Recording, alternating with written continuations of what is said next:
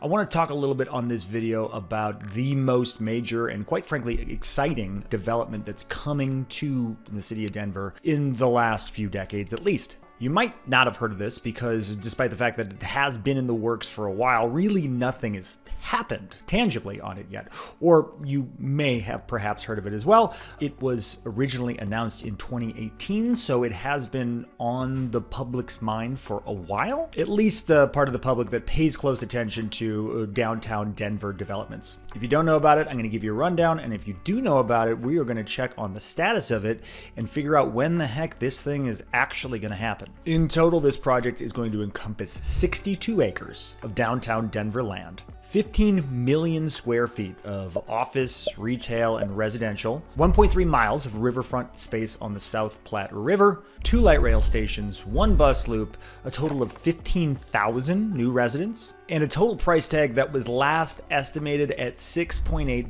billion.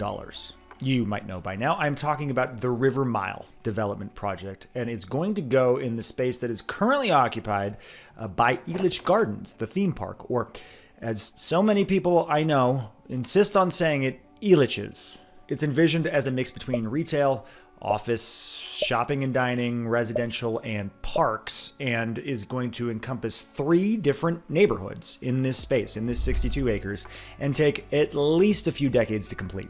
So the idea really is to take a space that has been kind of oddly used for quite some time and expand it into a vibrant, much more sensible, modern part of downtown. It's this Elitch Gardens site. So it's basically a theme park. You know, if you've seen it, if you've lived in Denver, if you've just driven up and down I-25, you've seen it. It's kind of a cool little Easter egg in a way in our city, a theme park that's basically in downtown and occupying prime real estate right on the South Platte River. But that waterfront space is of course really, really valuable, and as we look towards the long-term development of Denver, it makes sense that someone would want to come in and say, hey, why don't we make this something that's more useful to all the residents rather than just roller coasters and cotton candy for those who occasionally want to go do that sort of thing. And I'm not saying a theme park is not valuable, right? It's great, but just to have it right there, most people I think agree is a little bit of an oddity. That can go anywhere. Why don't we use this space to expand the downtown of Denver and make downtown better? So they have a really robust official website for the River Mile, and you can see kind of these renderings, which makes it look really, really cool. It's of course built around the Platte River, the South Platte River, which right now obviously plays a role in downtown, right? Because it's right there. Confluence Park, Commons Park, in that little Raven area, you're close to the Platte River, people can kayak in it, but to me it's never been a central part of downtown, and this has always been kind of weird.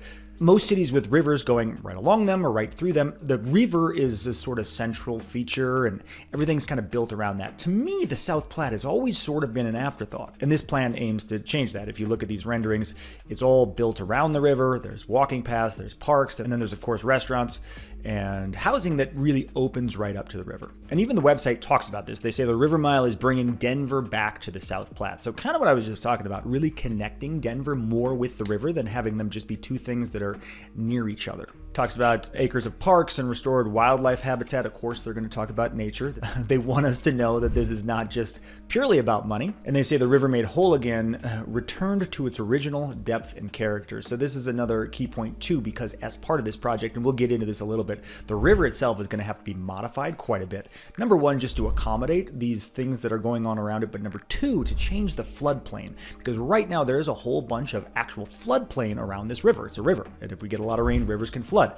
Well, if we're going to build up a whole bunch of new buildings right up against the river, we're going to have to figure that out. Another key point they hit on, and really any new major development in or around Denver right now will hit on this too, is walkability. One question that's been raised in meetings about this is where are people going to park? And essentially the answers are, well, we're going to have parking, of course, but we're focused on walkability and public transit. Uphill battle in Denver, I've talked about that before, but that's the idea. Walkability, I think the population, especially downtown, is behind that, ready for that, accepting of that. Public transportation, a little bit more of a slog, but maybe this is something that pushes us in that direction. Here's another rendering that I think is really, really cool. This looks very nice, and it says our first neighborhood is happening now. Like I said, 3 separate neighborhoods contained within the River Mile, and they're going to be built one at a time, basically. The neighborhood's not happening now. Nothing really is happening now, other than it sounds like some red tape with the city and figuring out these modifications to the river.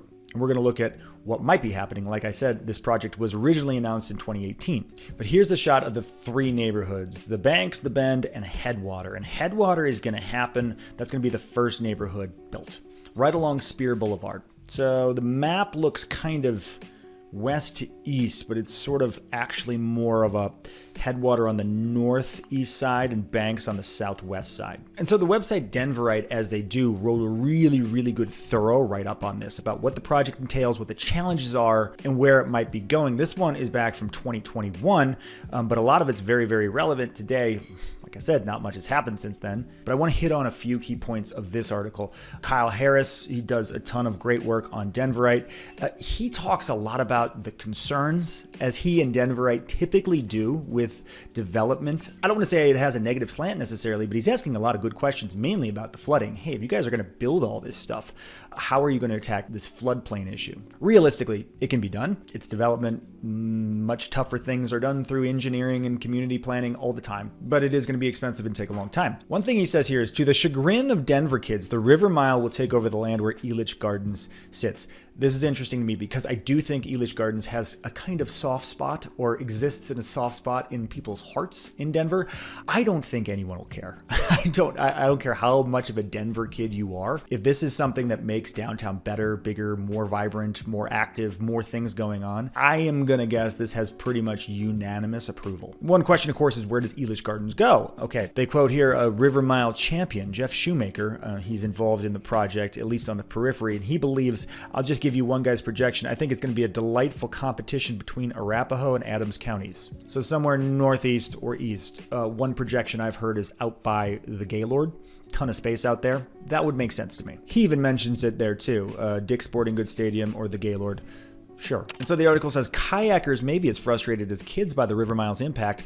Revesco, the company who's doing the project, will demolish the popular whitewater chutes at Confluence Park to change the grade of the river and replace them with much humbler water features more likely to be used by river surfers upstream. The kayaking in Confluence Park is admittedly a very cool quirk of that part of downtown Denver. That's something that is going to be a bummer to lose.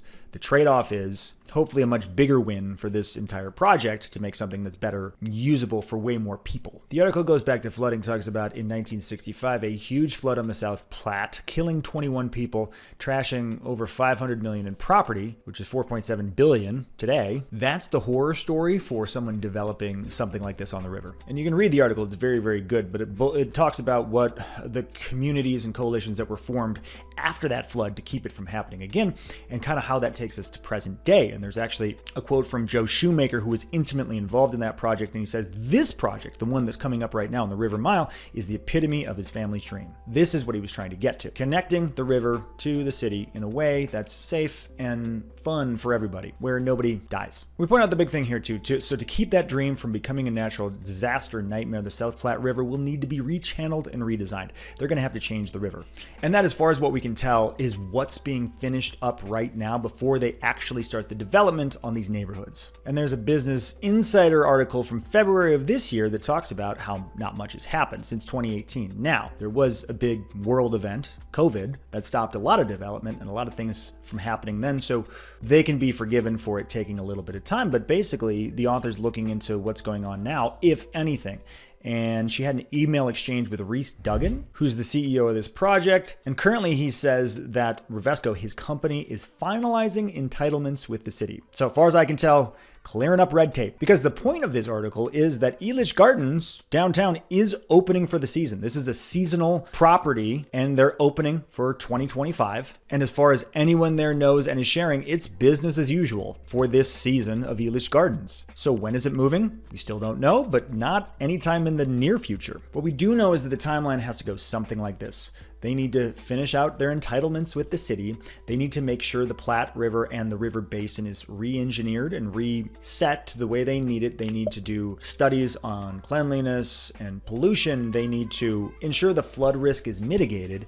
And then they start building. So my guess is all of that stuff happens before Elitch is actually moved. And it's reasonable to think that this may be the last season, 2025, where Elitch Gardens is in its current place. Once that's moved, then they can start building the neighborhoods, starting with Headwater, then the Bend, then the Banks. But again, Very, very long-term project. Even on the website here, there is a page just about the river and kind of the ecosystem around that. And you see they have the 2-year plan, which is resetting, re-engineering, regrading the river. 5-year plan, which is shrubs and grassland, all the way up to 100 years where the trees and all the vegetation is at full maturity. So long-term project that a lot of people aren't going to see the final results of. They talk about a whole holistic river restoration plan, including rainwater retention, filtration, water recycling. Just the river part of it is a big project. And you may have heard, this is actually in addition to a separate, much more recently announced project adjacent in the Ball Arena parking lot area.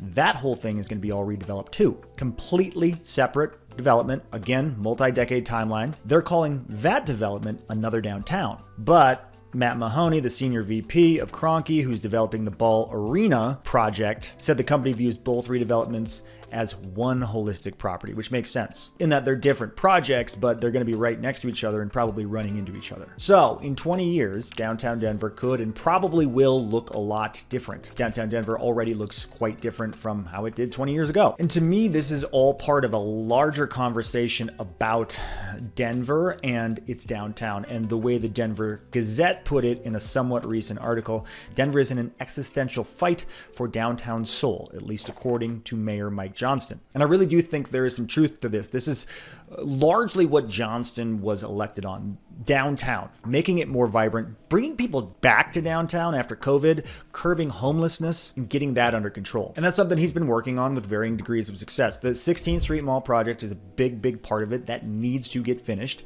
They've opened parts of it, but Johnston even talked about turning the Central Business District into what he calls a Central Neighborhood District. And you know, if you're familiar with downtown, the Central Business District is sort of that southeast part, California 17th. That's just office buildings, not a whole lot of substance to it, but a good chunk of downtown. Well, now that office buildings are not as full as they were pre-COVID, it feels a little ghost towny. And that permeates into the rest of downtown. So that, of course, is a bigger conversation. But this long-term River Mile, Ball Arena conversation, too, I think is part of this whole thing that's going to go on well beyond Mike Johnston's term, but is a vision that most Denverites seem to agree on. The way to make Denver as good as it can be is to make downtown Denver as good as it can be. We've talked about this before.